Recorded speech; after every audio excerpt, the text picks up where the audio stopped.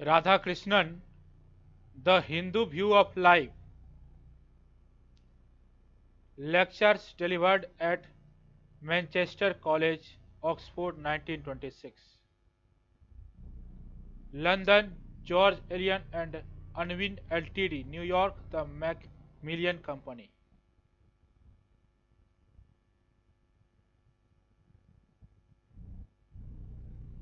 Preface. This short course of lectures, which are printed as they were delivered, attempts to state the central principles of the Hindu view of life.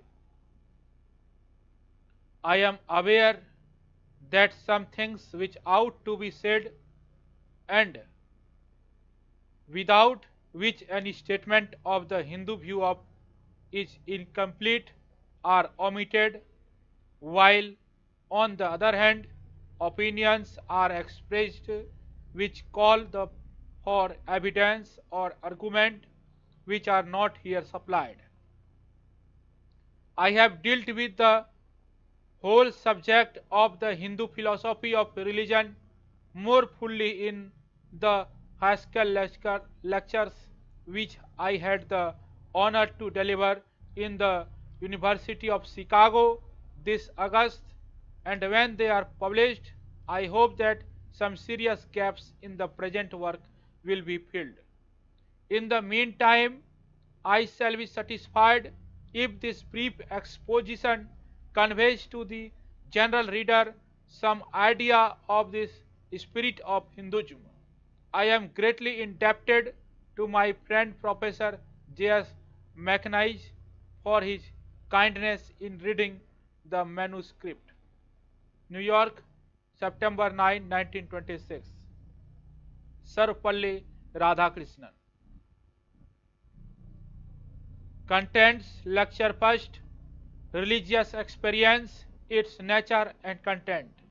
Page 11. Lecture 2. Conflict of religion, the Hindu attitude. 34. Lecture 3. Hindu Dharma first. Lecture 4. Hindu Dharma 2 and index. This contents are final. Lecture 1. Religious experience, its nature and content. My first word this evening is one of gratitude to the authorities of the Manchester College, Oxford, especially Principal Jacks, for their great kindness in asking me to speak on the fundamental principles of Hinduism. Principal Jack's cordial references to my work indicate more the generosity of his heart than any claims which my work has in itself. It is not possible in a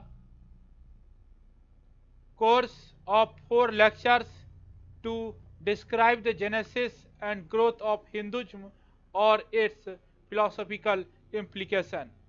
My endeavor is to indicate the central motives of the Hindu faith and show its way of approach to some of the pressing problems of the day. And even this can only be done in a very summary way. At the outset, one is confronted by the difficulty of defining what Hinduism is.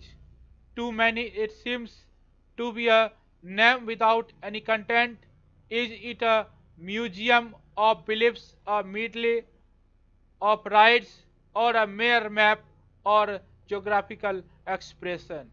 Its content, if it has any, has altered from age to age, from community to community. It meant one thing in the Vedic period, another in the Brahmanical, and a third in the Buddhist. It means one thing to the Saiviti, another to the Vaishnaviti, and a third to the Shakta. The ease with which Hinduism has steadily absorb the customs and ideas of peoples with whom it was it has come into contact is as great as the difficulty we will we feel in finding a common feature binding together its different forms. But if there is not a unity of spirit binding its different expression and linking up the different periods of its history into one organic whole, it will not be possible to account for the achievements of Hinduism. The dictum that if we leave aside the blind forces of nature, nothing moves in this world which is not Greek in its origin, has become a commonplace with us. But it is not altogether true. Half the world moves on independent foundation which Hinduism supplied. China and Japan, Tibet and Siam, Burma and Ceylon look to India as their spiritual home. The civilization itself has not been a short-lived one.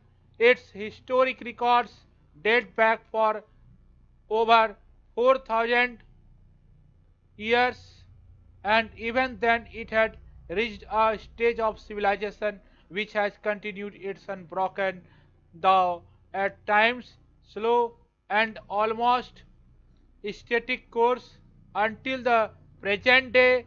It has stood the stress and strain of more than 4 or 5 millenniums of spiritual thought and experience. The pupils of different races and cultures have been pouring into India from the dawn of history.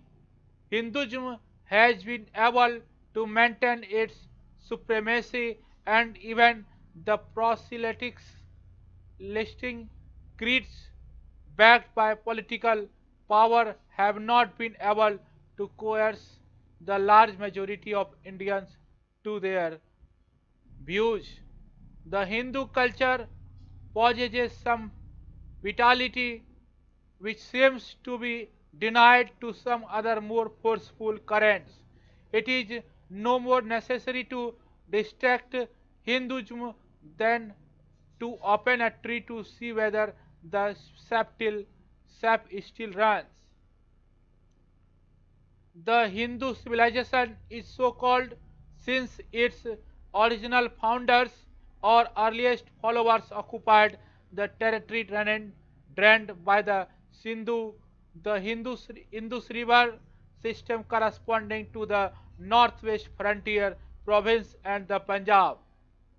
The people on the Indian side of the Sindhu were called Hindu by the Persian and the later Western invaders. From the Punjab, the civilization flowed over into the Gangetic Valley where it met with numerous cults of primitive tribes.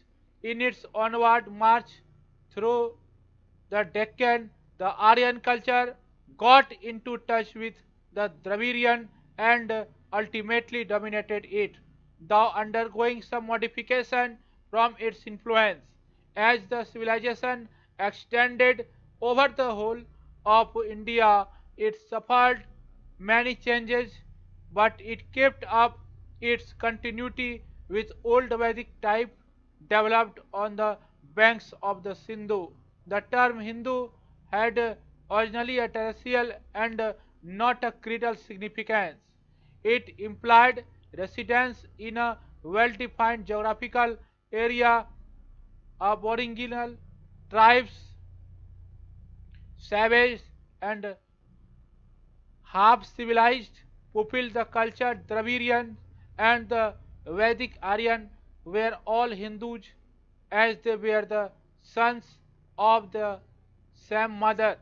The Hindu thinkers reckoned with the striking fact that the men and women dwelling in India belonged to different communities, worshipped different gods, and practiced different rites.